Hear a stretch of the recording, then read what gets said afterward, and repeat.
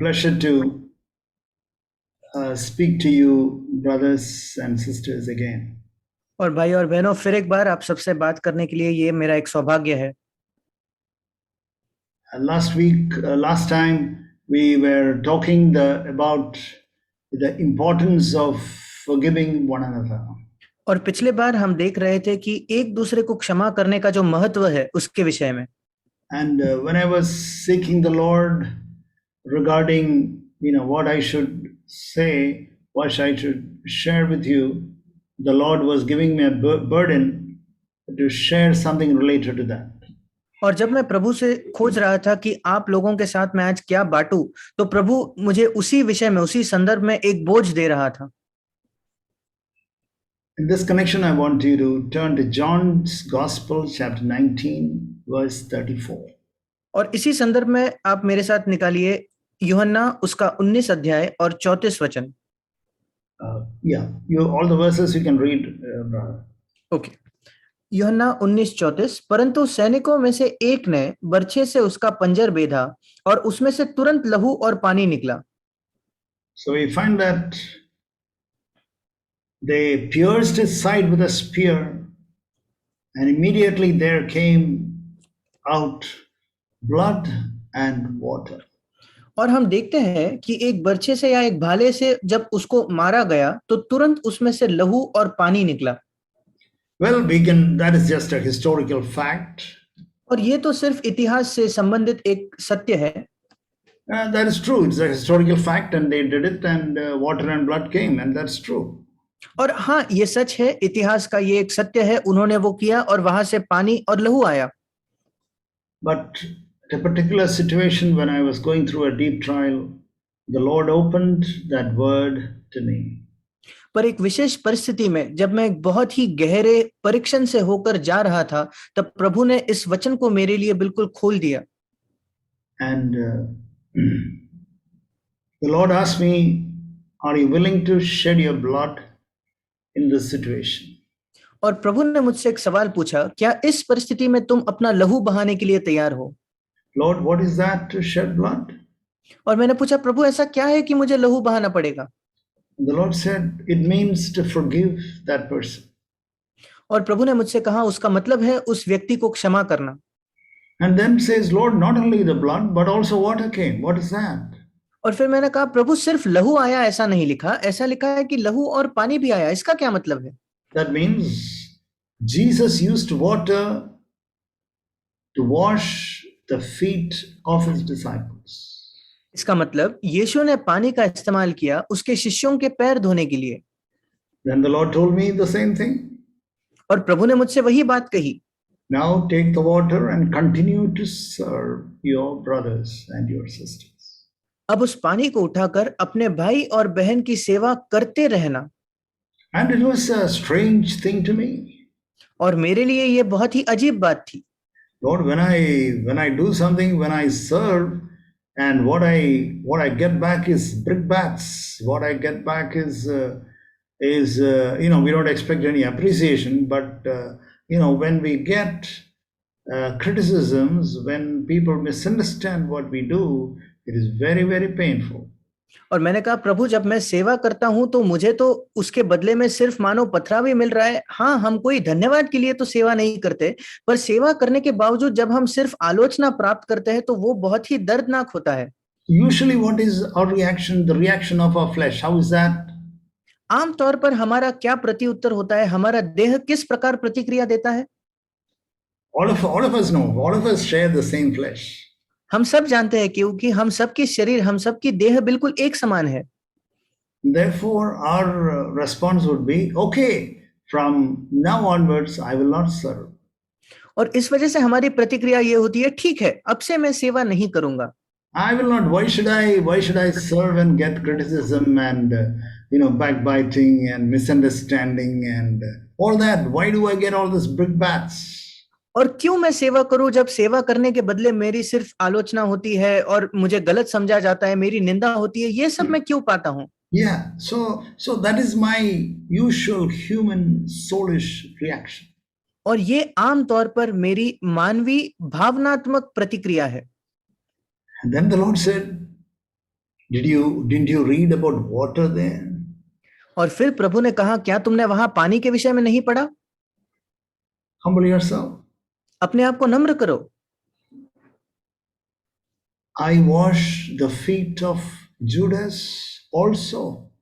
मैंने यहूदा के भी पैर धोए। He did not say, okay, I'll wash only 11 of you, not this fellow. This fellow is a crook. He didn't say. और यीशु ने ये नहीं कहा कि नहीं, मैं सिर्फ 11 लोगों के ही पैर धोने वाला हूं, ये व्यक्ति तो पाखंडी है, इसके मैं पैर नहीं धोऊंगा। He continued forgiving and continued serving. उसने क्षमा करना जारी रखा और सेवा करना भी जारी रखा। Beloved brothers, beloved sisters, you may have gone through such situations, and I want to encourage you tonight, continue to forgive and continue to serve. मेरे प्रिय भाइयों और बहनों, शायद आप भी ऐसे परिस्थितियों से होकर गुजरे हो। मैं आज रात आपको प्रोत्साहित करना चाहता हूं, क्षमा करते रहे, सेवा करते रहे। Continue to do that. वो सब करना जारी रखे। The blood came and the water came. लहू आया और पानी आया। That is to forgive. वो है क्षमा करना। Lord, I don't want to have this evil in my mind which this particular person has done to me. प्रभु, मैं इस बुराई को नहीं चाहता कि ये मेरे मन में रहे जो इस व्यक्ति ने मेरे खिलाफ की है। Lord, I don't want to keep that in my mind. प्रभु, इस बात को मैं अपने मन में नहीं रखना चाहता। I want to forgive. मैं क्षमा करना चाहता हूँ। And you want me to come to the higher stage where you are asking me, continue to serve him. और आप चाहते हो कि मैं उससे भी ऊंचे स्थान में आऊं, कि मैं उसकी सेवा करते रहूं। So this is what I want to share with you tonight. और यही बात आज रात को मैं आप सबके साथ बांटना चाहता हूं। Let's turn to some practical examples as to how we can do it in our daily lives. और आइए हम कुछ व्यवहारिक उदाहरण देखेंगे कि कैसे हम अपने व्यक्तिगत जीवन में इसको कर सकते हैं। Yeah, but whatever we share in our meetings, it is practical and down to earth. और हमारे सभाओं में हम जो कुछ भी बांटते हैं वो बिल्कुल व्यवहारिक और इस पृथ्वी से संबंधित होता है। As Brother Jasraj prayed, the Christ should be exalted in our lives. और जैसे हमने शुरुआत में प्रार्थना सुनी कि यीशु मसीह हमारे जीवन में उसको महिमा मिलनी चाहिए। And if that is not taking place in our daily lives, then all the new covenant which we are talking about preaching and all the Bible studies that we are attending and all the Zoom meeting and all the conferences is an absolute waste. और अगर हमारे दिन प्रतिदिन के जीवन में ये पूरा नहीं हो रहा, तो सारे नई वाचा की जो प्रचार हम करते हैं, सारे बाइबल स्टडीज जो हम जिसमें सम्मिलित होते हैं, सारी जूम सभाओं को जिसमें हम सम्मिलित होते हैं, ये सब व्यर्थ है। For example, I just want to show you this verse about how we can shed blood and how we can serve our brothers and sisters in our daily lives. उदाहरण के तौर पर मैं आपको ये वचन दिखाना चाहता हूं, कैसे हम लहू और पानी बहाकर अपने भाइयों बहनों को अपने व्यक्तिगत जीवन में उनकी सेवा कर सकते हैं। James chapter 3 verse 17. याकूब उसका 3 अध्याय और 17 वचन। Yeah. Yes. याकूब 3:17, पर जो ज्ञान ऊपर से आता है वो पहले तो पवित्र होता है, फिर मिलनसार, कोमल और मृदु भाव और दया और अच्छे फलों से लदा हुआ और पक्षपात और कपट रहित होता है। Okay, that's enough. It says the fourth thing, I think it says in Hindi as mridu. Yes. That is reasonable. It says in my Bible as it says, but I want to say that in the margin of my Bible it says willing to yield. और यहाँ जो चौथी बात लिखी है हिंदी में, जिसको मृदु भाव लिखा है, उसका एक और भाषांतर ये हो सकता है कि सामने वाले से राजी होने के लिए हम तैयार होते हैं। Willing to give up, willing to yield, willing to let go. छोड़ देने के लिए तैयार, राजी होने के लिए, और हम छोड़ने के लिए तैयार हो जाते हैं। See, when I'm holding this in my hand, it is not letting go. जब मैंने इस चीज को अपने हाथ में पकड़ा हुआ है, जकड़ा हुआ है, तब मैं इसको छोड़ नहीं रहा। But how was the palm of Jesus Christ on the cross? पर उस क्रूस पर यीशु मसीह का पंजा, यीशु मसीह का हाथ कैसे था? It was willing to yield. वो छोड़ देने के लिए तैयार था, You are not holding anything. वो किसी भी बात को पकड़े हुए नहीं था। That was the hand of Jesus Christ. वो यीशु मसीह का हाथ था। Willing to yield means, of course, you are willing to yield maybe your pen or one piece of cake or anything like that. You are willing to yield. और जब बात आती है कोई चीज छोड़ने की या त्यागने की, तो आप आपका पेन को या केक के एक भाग को आप छोड़ना के लिए तैयार होते हो। Or maybe you want to give 50 rupees to somebody or 100 rupees to somebody. You are willing to yield, and that person says, "Oh no, you never gave, and I will not give it back," and all that. You are willing to yield and forgo and let go.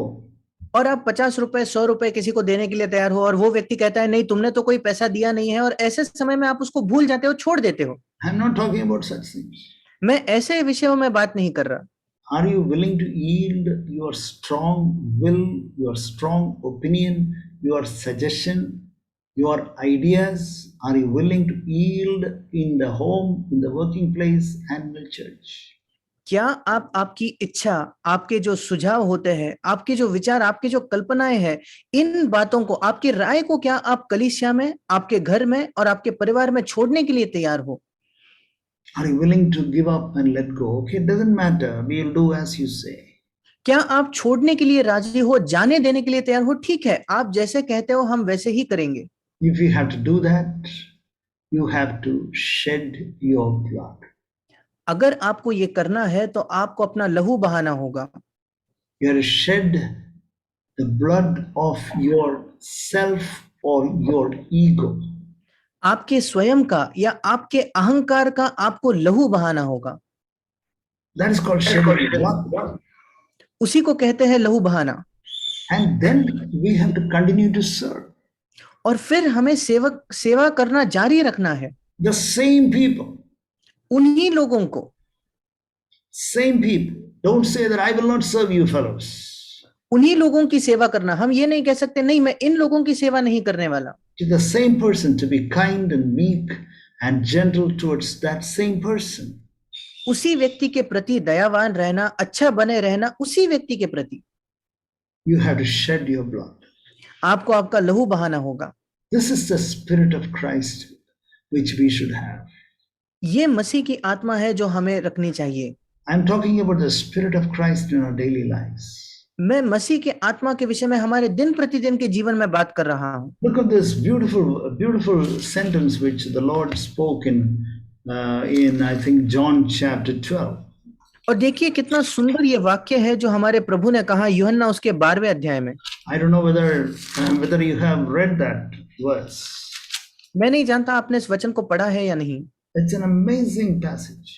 ये एक अद्भुत शास्त्र भाग है। In verse 47. 47 वचन में। Yeah. यदि कोई मेरी बातें सुनकर न माने तो मैं उसे दोषी नहीं ठहराता, क्योंकि मैं जगत का दोषी ठहराने के लिए नहीं, परंतु जगत का उद्धार करने के लिए आया हूं। Yeah, that's okay. If anyone hears my sayings and does not keep them, I do not judge. यदि कोई मेरी बातें सुनकर न माने तो मैं उसे दोषी नहीं ठहराता। How is that with you? आपके साथ कैसा है? How is that with me? मेरे साथ कैसा है? You ask your children you ask your grown-up son to do something. आपके बड़े बेटे को आप कहते हो कुछ करने के लिए, He doesn't do it. और वो नहीं करता। You ask your wife to do something, he doesn't do it. She doesn't do it. आप आपके पत्नी से कहते हो कुछ करने के लिए, वो नहीं करती। And you ask your husband to do something, and he doesn't do it. और आप अपने पति से कहते हो कुछ करने के लिए और वो नहीं करते। And you ask another brother to do something for the church, not for you, not for your personal home, going and buying vegetables. No, I'm not talking about that. For the sake of the church, you are asking some brother, will you kindly do that, brother? और आप किसी और भाई से कहते हो कि कोई काम कलीसिया के लिए के, आप कोई अपने व्यक्तिगत के लिए नहीं कह रहे कि जाके मेरे लिए सब्जी खरीद दीजिए, कलीसिया के लिए आप कह रहे हो करने के लिए कुछ। And that brother gives lot of excuses and then indirectly tells that he will not do it. और वो भाई बहुत सारे कारण कहता है और बताता है कि नहीं, वो नहीं करने वाला। So if it was Jesus, how is that? अगर यीशु होता तो क्या होता? If anyone hears my sayings and does not keep them, यदि कोई मेरी बातें सुनकर न माने, I tell them something and they don't do that, मैं उन्हें कुछ करने को कहता हूं और वे नहीं करते, I do not judge them. मैं उन्हें दोषी नहीं ठहराता, उनका न्याय नहीं करता। Can you see the glory of Jesus Christ? क्या आप यीशु मसीह की महिमा को देख पाते हो? This is called shedding the blood. इसको कहते हैं लहू बहाना। And then continue to serve that same person. और फिर उसी व्यक्ति की सेवा करते रहना। I don't judge you. You didn't do what I asked you to do and you didn't do it. मैं आपका न्याय नहीं करता, मैंने आपको कहा कुछ करने के लिए, आप वो नहीं कर रहे। Beloved brothers and sisters, this is the glory to which God is calling you. मेरे प्रिय भाई और बहनों, ये महिमा है जिसके लिए परमेश्वर आपको बुला रहा है। Never forget it. कभी इसको ना भूले। When I read that, I said, Lord, it is miles to go before I sleep, oh Lord. I said. मैंने कहा प्रभु, जब मैंने इसको पढ़ा, मैंने कहा प्रभु, कई मील रह गए हैं जहां तक मुझे और यात्रा करनी है। How do I react to someone who refuses? कैसे मैं प्रतिक्रिया देता हूं एक ऐसे व्यक्ति को जो मेरे बात नहीं मानता? Okay, I'll show you another portion in Psalm 69. मैं एक और वचन आपको दिखाना चाहता हूं, भजन उसका 69, 69, yeah. 69, भजन 69, verse 4, yeah. और उसका चौथा वचन, भजन 69 उसका चौथा वचन, जो अकारण मेरे बैरी है, वे गिनती में मेरे सिर के बालों से अधिक है, मेरे विनाश करने वाले जो व्यर्थ मेरे शत्रु है, वे सामर्थी है, इसलिए जो मैंने लूटा नहीं वो भी मुझको देना पड़ा। David says, the last part says, what I did not steal, I then have to restore. और आखिरी भाग में दाऊद कहता है, जो मैंने लूटा नहीं वो भी मुझे देना पड़ा। लूटा नहीं, he did not steal that. उसने चुराया नहीं था, उसने लूटा नहीं था। I then have to restore it. मुझे उसके बावजूद वो लौटाना पड़ रहा है। Have you ever experienced that, brother? क्या कभी आपने इसका अनुभव किया है? Somebody asks you to apologize for a mistake which you have never done. कोई व्यक्ति आपसे उस बात के लिए माफी मांगने कहता है जो गलती आपने की ही नहीं। Are you willing to shed blood? क्या आप लहू बहाने के लिए तैयार हो?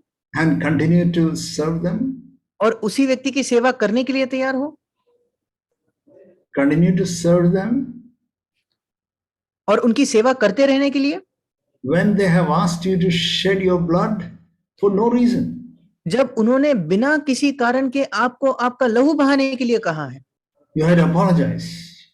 आपको क्षमा मांगनी पड़ी। For what? किस लिए? Something which they have misunderstood.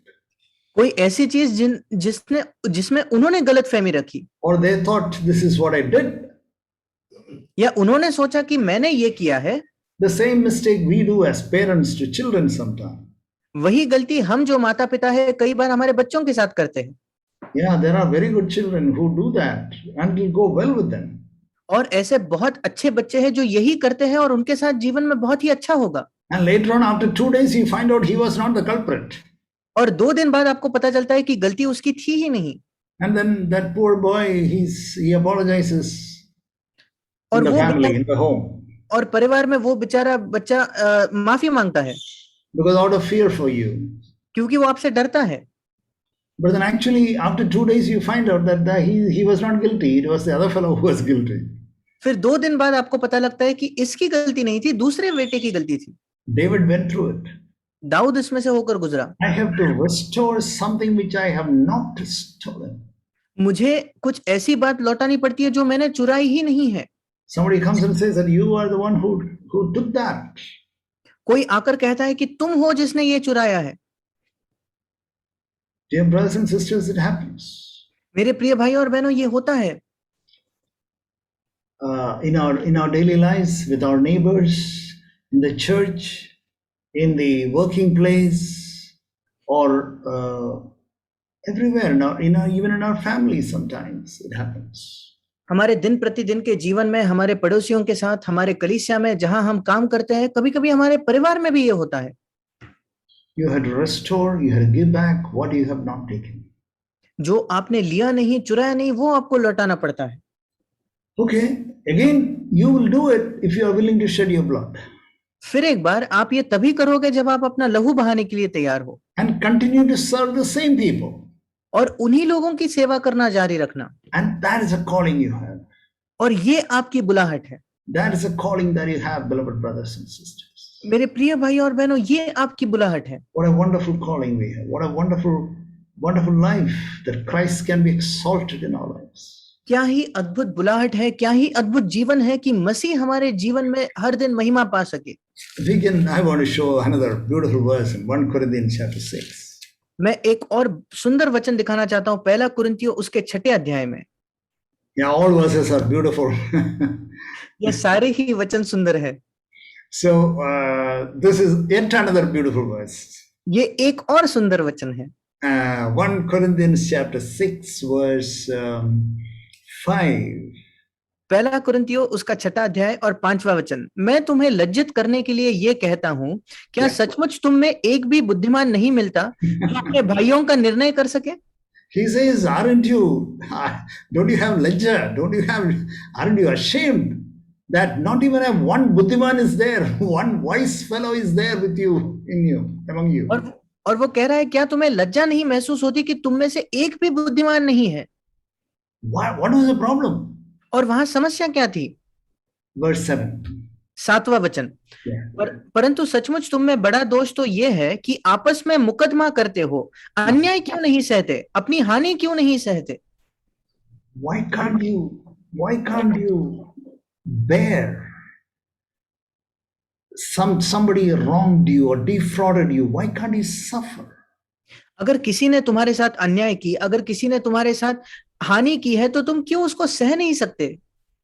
Why don't you tolerate it? Why don't you bear it? Why don't you endure it? क्यों तुम उसको धीरज से सहते नहीं, उसको सहन नहीं करते?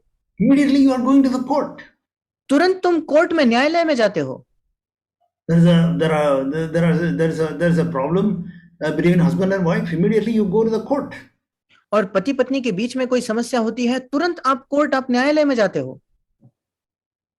Maybe you are not going to the court or high court or Bombay High Court or Supreme Court or anything like that. You are not going. Praise the Lord.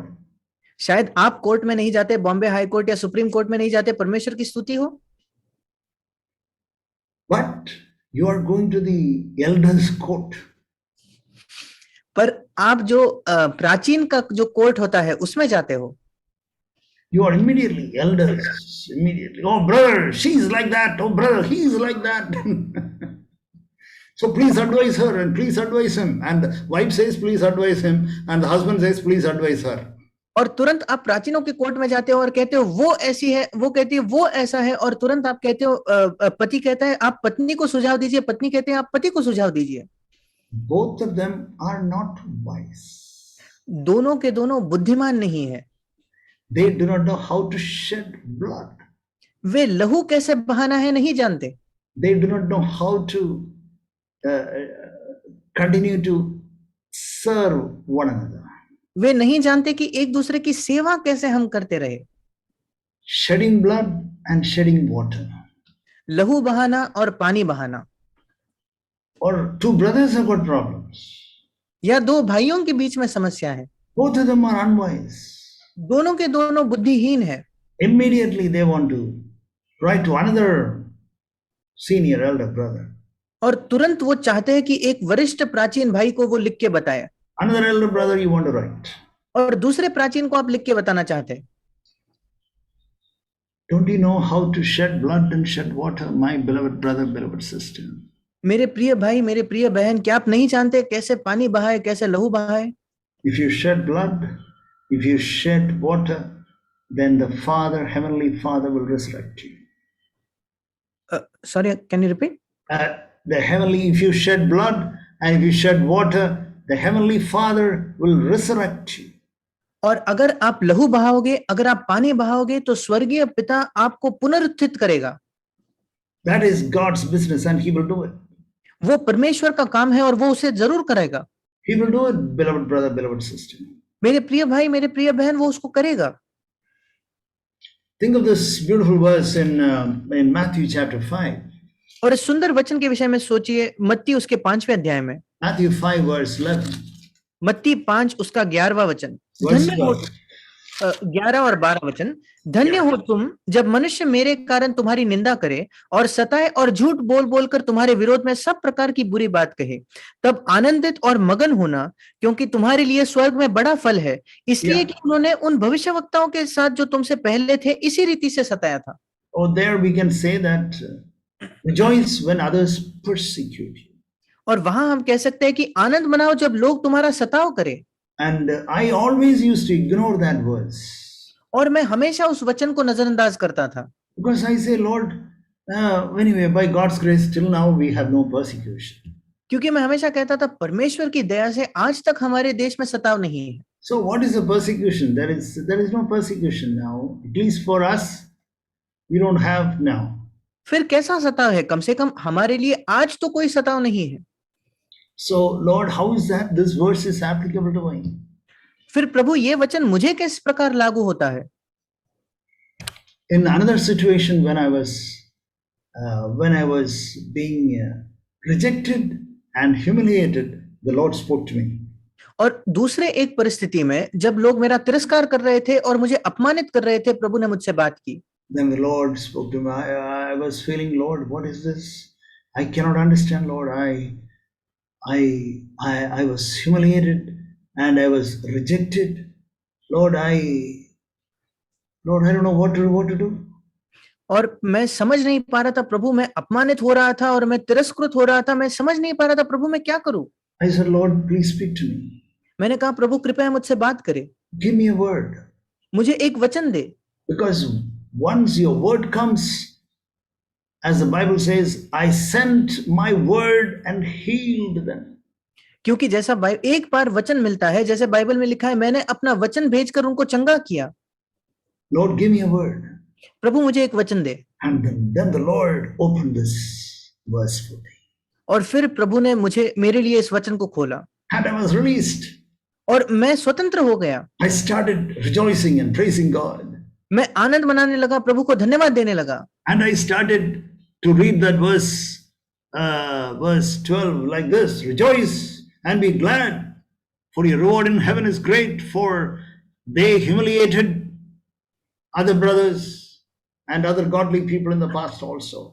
और फिर इस वचन को मैं 12वें वचन को इस प्रकार पढ़ने लगा, आनंदित और मगन होना, क्योंकि तुम्हारे लिए स्वर्ग में बड़ा फल है, इसलिए कि उन्होंने दूसरे ईश्वरीय भाइयों को इसी प्रकार अपमानित किया है। So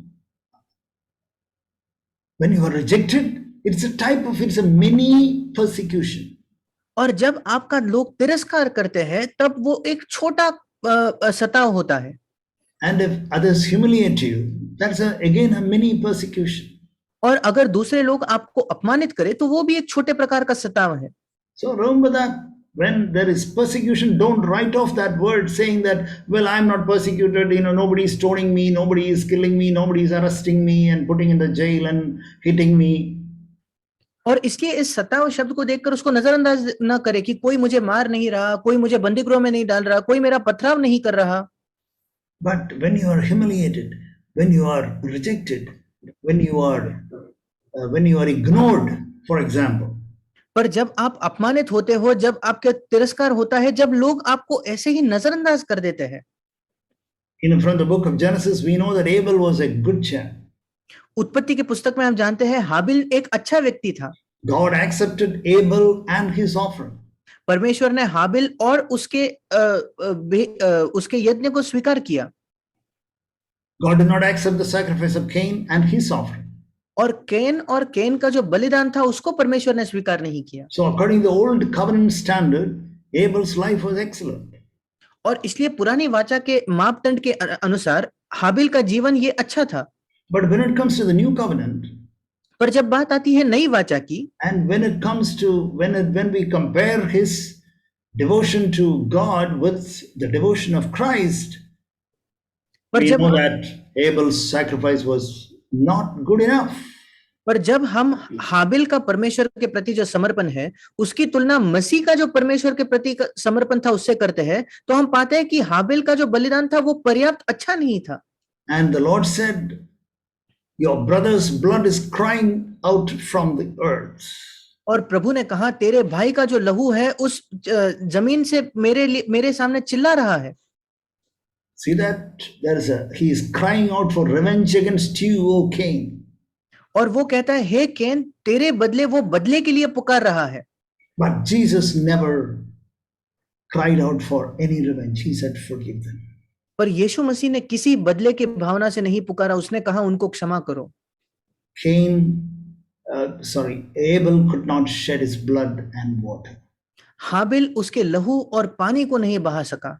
Jesus shed his blood and water and said, Lord, forgive them. They do not know what they are doing. यीशु मसीह ने अपना लहू और अपना पानी बहाकर कहा, प्रभु उनको क्षमा कर, वो नहीं जानते वो क्या कर रहे हैं। Beloved brothers, beloved sisters, मेरे प्रिय भाइयों, मेरे प्रिय बहनों, you have even a tinge, you know the meaning of the word tinge of revenge against anybody. मेरे प्रिय भाइयों और बहनों, क्या आपके अंदर एक कण भर भी, एक तिनका भर भी बदले की भावना है? An atom of revenge. एक छोटा कण बदले का। That you are unhappy that something good has happened to that person. कि आप नाखुश हो जाते हो कि उस व्यक्ति के साथ कुछ अच्छा हुआ है। Or something bad has happened, you are a little happy.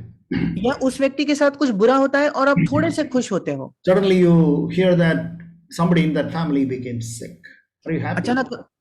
अचानक आप सुनते हो कि उस परिवार में कोई बीमार पड़ गया, क्या आप खुश होते हो? Or you suddenly hear that particular daughter or son got into engineering or medicine or something. Are you a little unhappy?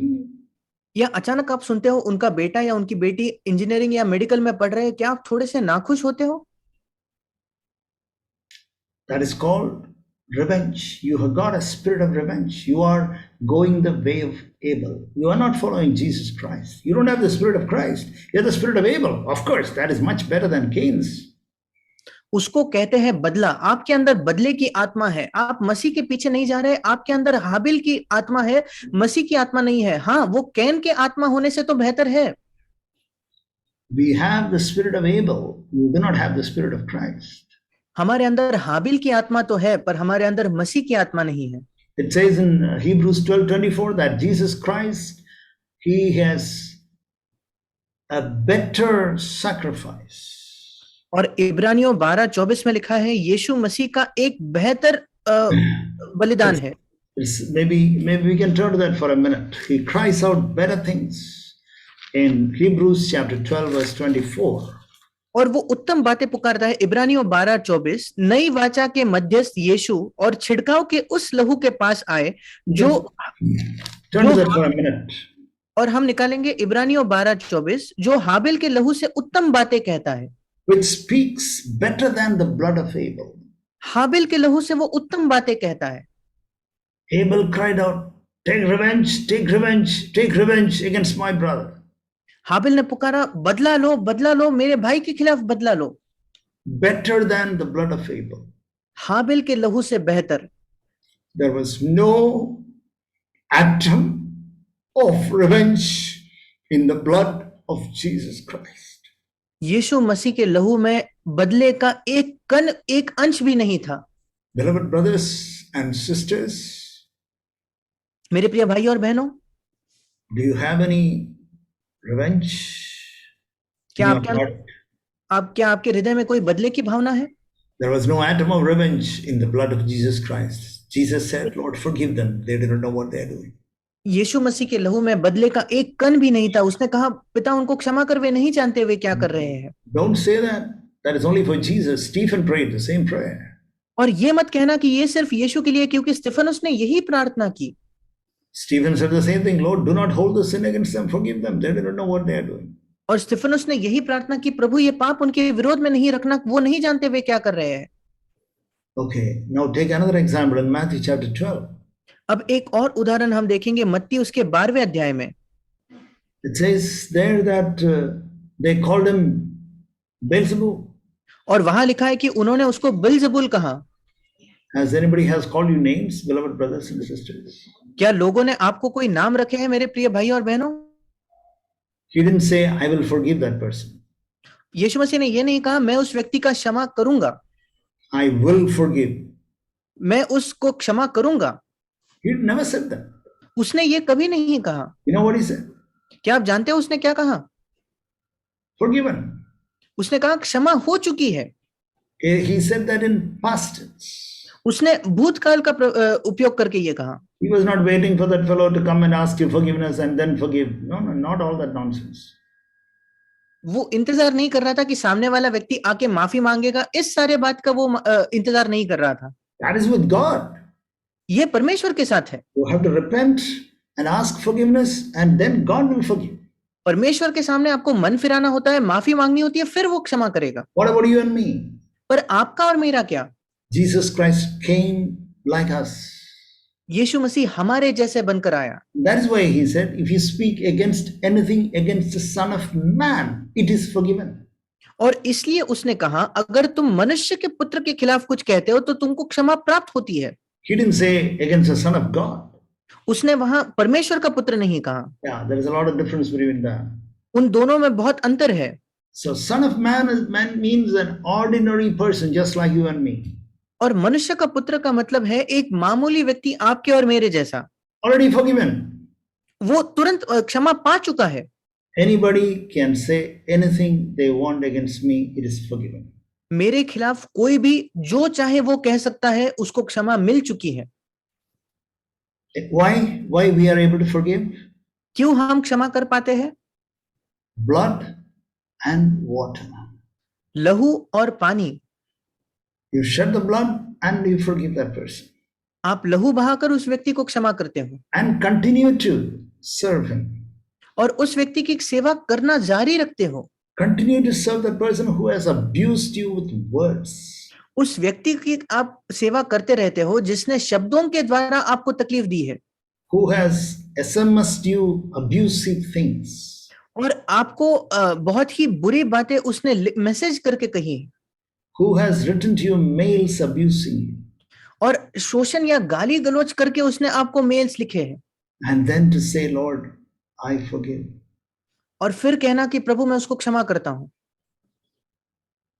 Can you forgive? क्या आप क्षमा कर सकते हो? It is already forgiven. That is what Jesus said. You say anything against the Son of Man, doesn't matter. Do not speak against the Holy Spirit.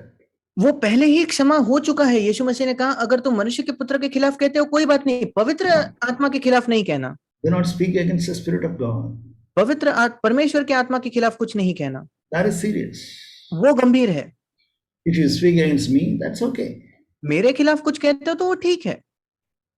Shedding blood and continue to serve that person. लहू बहाकर उस व्यक्ति की सेवा करते रहना। Or suddenly when you want to do some good and suddenly the thoughts come.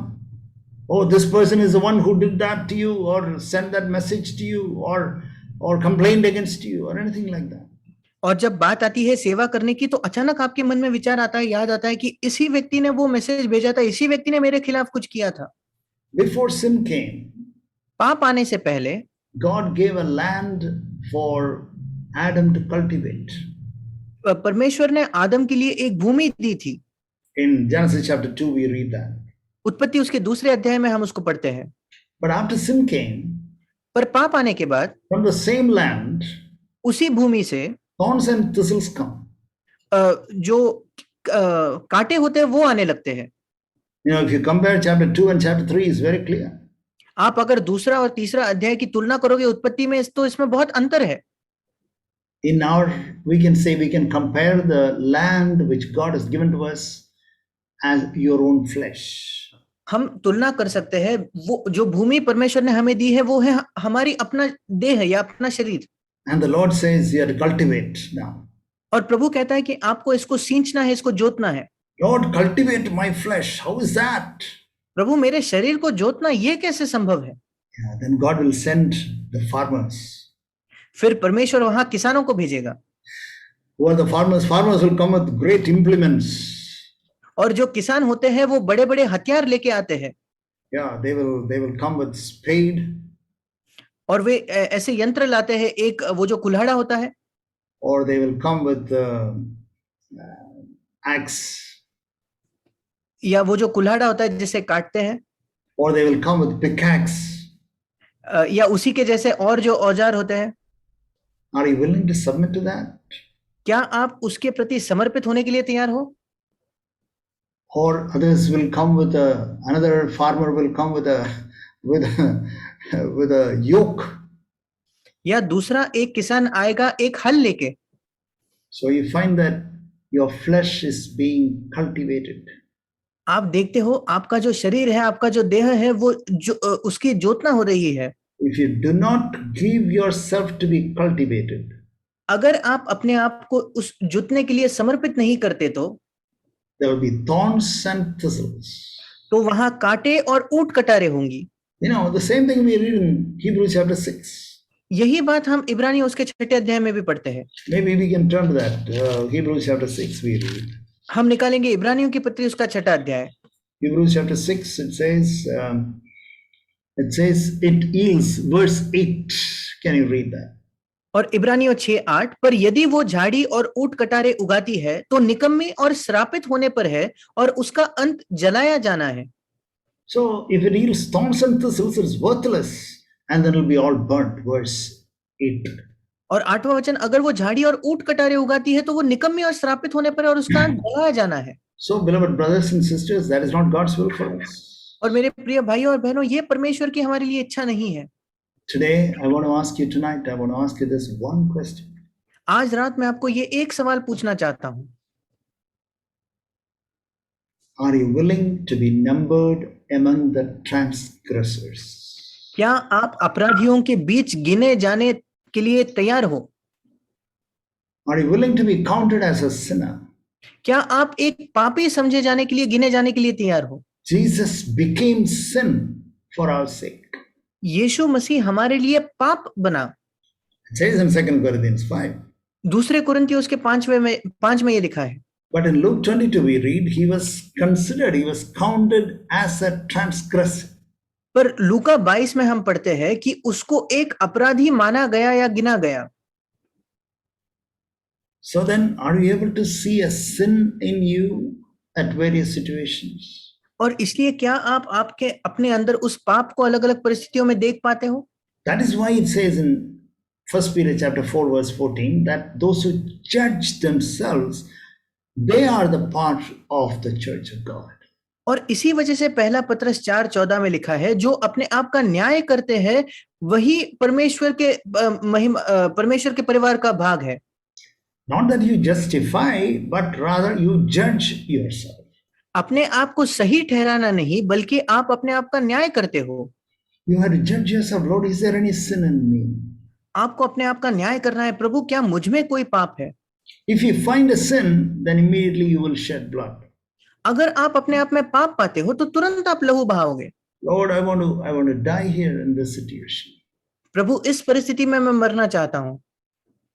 And then when you go that way, और जब आप उस मार्ग पर चलोगे, and it's very interesting to see that this particular verse in Luke chapter 22 is taken from Isaiah chapter 53 verse 12. और लूका 22 में जो वचन है वो यशायाह 53 के 12 वचन से लिया गया है। 53 verse 12 it says. यशायाह 53 उसका 12, इस verse 12 in the middle it says, because he poured out himself to death, he was numbered with the transgressors. और यशायाह 53:12 के बीच में लिखा है, क्योंकि उसने अपना प्राण मृत्यु के लिए उंडेल दिया, वो अपराधियों के संग गिना गया। See the connection? क्या आप इनका संबंध देखते हो? Says here very clearly. और यहाँ बिल्कुल स्पष्टता से लिखा है, because he poured out himself to death, he was numbered with the sinners. क्योंकि उसने अपना प्राण मृत्यु के लिए उंडेल दिया, वो अपराधियों के संग गिना गया। When he humbled himself, people really thought that he's a sinner. जब उसने अपने आप को नम्र किया तो लोगों ने सचमुच मान लिया कि यह पापी है। When David gave back what he did not steal, what about other people who saw him? Yeah, he has really stolen, now he has given back. जब दाऊद ने वो लौटाया जो उसने चुराया नहीं था, तो दूसरे लोगों ने क्या सोचा? हाँ, अगर इसने लौटाया मतलब ये जरूर चोर है। Only very few people would have known understood that this person is innocent. सिर्फ बहुत कम लोग होंगे जिन्होंने ये समझा होगा कि ये व्यक्ति बेकसूर है। Many people would have thought that Jesus Christ indeed was a sinner, just like the other two thieves. और कई लोगों ने यही सोचा होगा कि यीशु मसीह भी एक पापी है इन दो चोरों के जैसे। Innocent people would have really thought so. और जो आम लोग हैं उन्होंने यही सोचा होगा। But when he shed blood and water, that centurion said, indeed he was the son of God. पर जब उसने लहू और पानी बहाया, उस शताधिपति उस सूबेदार ने कहा कि हाँ जरूर ये परमेश्वर का पुत्र था। Beloved brothers and sisters, मेरे प्रिय भाई और बहनों, we have the Spirit of Christ. क्या आपके अंदर मसीह की आत्मा है? Lord, I am willing to shed my blood and water. प्रभु, मैं अपना लहू और पानी बहाने के लिए तैयार हूँ। I want to forgive and I want to die to my own self. मैं क्षमा करना चाहता हूँ और अपने स्वयं के प्रति मैं मरना चाहता हूँ। And in all those situations, I should continue to serve the people. और इन सारे परिस्थितियों के बीच में मैं उन लोगों की सेवा करना जारी रखना चाहता हूँ। And that is why Paul says in Galatians chapter 6, it says, nothing disturbs me now. और इस वजह से पौलुस कहता है गलातियों 6 में, वो कहता है कि किसी बात से मुझे कोई तकलीफ नहीं पहुंचती। We can turn to that verse. It is an amazing passage. और ये एक अद्भुत वचन है। Chapter 6 of Galatians. गलातियों के पत्री उसका 6 अध्याय, verse 17. उसका 17 वचन। From now on let no one cause trouble for me. Why? आगे को कोई मुझे दुख ना दे। क्यों? For I bear on my body the brand marks of Jesus. क्योंकि मैं यीशु के दागों को अपनी देह में लिए फिरता हूं। Do you have the brand marks of Jesus? क्या आपके पास यीशु के वो दाग है? That is a mark of the spear. वो उस भाले का निशान है। Blood and water flowing out. जहां पानी और लहू वहां से बह निकला। Brand marks of Jesus Christ in your life, beloved brother, beloved sister. यीशु मसीह का वो दाग या चिन्ह आपके जीवन में मेरे प्रिय भाइयों बहनों। Says nothing disturbs me now. अब वो कहता है मैं किसी बात से विचलित नहीं होता। Whether it is circumcision or no circumcision. Verse 15. 15 वचन में लिखा है चाहे वो खतना हो या खतना रहित हो। And if you live like this, there will be peace and mercy in your life. Verse 16. और अगर आप इस प्रकार जियोगे तो 16वां वचन कहता है आपके जीवन पर शांति और दया होगी।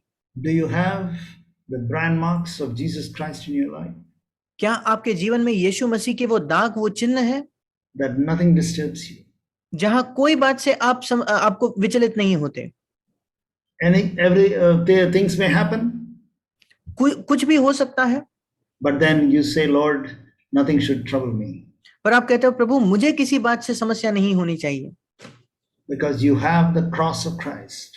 क्योंकि आपके पास मसीह का वो क्रूस है। It is like when the sun appears, all the stars disappear. ये बिल्कुल वैसा है जब सुबह सूर्य का उदय होता है तो सारे तारे गायब हो जाते हैं। When the sun appears, stars disappear. जब सूर्य आ जाता है तो सारे जो तारे हैं वो गायब हो जाते हैं। When you take up the cross, जब आप क्रूस उठाते हो, when you have the Spirit of Christ, when you are immersed with the Spirit of Christ, जब आपके अंदर मसीह की आत्मा है और जब आप मसीह की आत्मा में डूब जाते हो, ask God to fill you with the Spirit of Christ. परमेश्वर से मांगे कि वो आपको मसीह की आत्मा से भर दे। When you have the Spirit of Christ, all the small disturbances around you does not disturb you.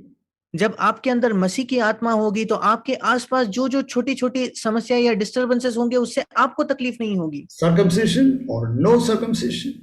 खतना हो या खतना रहित रहना हो, It should be built this way or should be built this way. क्या उस बात को इस तरह से निर्माण किया जाना चाहिए या उस तरीके से निर्माण किया जाना We चाहिए? have a meeting at 7 o'clock or at 7:30. हमारी सभा 7 बजे होनी चाहिए या 7:30 बजे होनी चाहिए? Big discussion, argument, unrest. और बहुत बड़ी चर्चा हो रही है और वाद हो रहा है और विश्राम नहीं है, बेचैनी है। Where are the people who are willing to yield? वो लोग कहाँ हैं जो जाने देने के लिए, छोड़ने के लिए तैयार है? Beloved brothers and sisters, enter into the new covenant in Christ. मेरे प्रिय भाइयों और बहनों, इस नई वाचा में प्रवेश करें मसीह में। Let him have only one aim in your life. उसको आपके जीवन में एक ही लक्ष्य, एक ही उद्देश्य रखने दे। As John said, John the Baptist said, जैसे यूहन्ना ने कहा, बपतिस्मा देने वाले यूहन्ना ने कहा, he must increase, I should decrease. वो बढ़े और मैं घटूं। Finish, that's all. खत्म, बस वही। Christ should be exalted, as brother was praying in the और beginning. जैसे शुरुआत में भाई ने प्रार्थना की, यीशु मसीह ऊंचा उठाया जाना चाहिए, उसको महिमा मिलनी चाहिए। Christ should be exalted in my life every day, 24/7. मसीह को दिन प्रतिदिन मेरे जीवन में 24 घंटे हफ्ते के 7 दिन वो ऊंचा उठाया जाना चाहिए। At home, when I drive, in my office, in the church, with my neighbors, Christ must be exalted. मेरे घर में जब मैं गाड़ी चलाता हूं, मेरे कलीसिया में, मेरे पड़ोसियों के बीच में, मेरे कलीसिया में, हर जगह मसीह ऊंचा उठाया जाना चाहिए। May the Lord help us to go this way. परमेश्वर हमारी सहायता करे कि हम इस मार्ग पर चले। Shall we pray? हम प्रार्थना करेंगे। Father, we thank you, we praise you. पिता परमेश्वर, हम धन्यवाद देते हैं, तेरी स्तुति करते हैं। Dear Lord, we are in tremendous need. हमारे प्रिय प्रभु, हम बहुत बड़ी जरूरत में हैं। Lord, we don't have that Spirit of Christ. हमारे अंदर मसीह की आत्मा नहीं है। Lord, we have tasted little bit of it. प्रभु, हमने उसको बस थोड़ा सा चखा है। Lead us into greater, deeper life of Christ. आप हमें एक बड़ी मात्रा में, एक गहराई में चलाइए इस मसीह के जीवन में। And bless all the brothers and sisters who are listening. और सारे भाइयों बहनों को आशीष दे जो सुन रहे हैं। Meet all their needs. उनकी सारी जरूरतें पूरी करे। Thank you, Father. धन्यवाद पिता। In the name of Jesus alone we pray. यीशु मसीह के नाम से मांगते हैं। Amen. आमीन।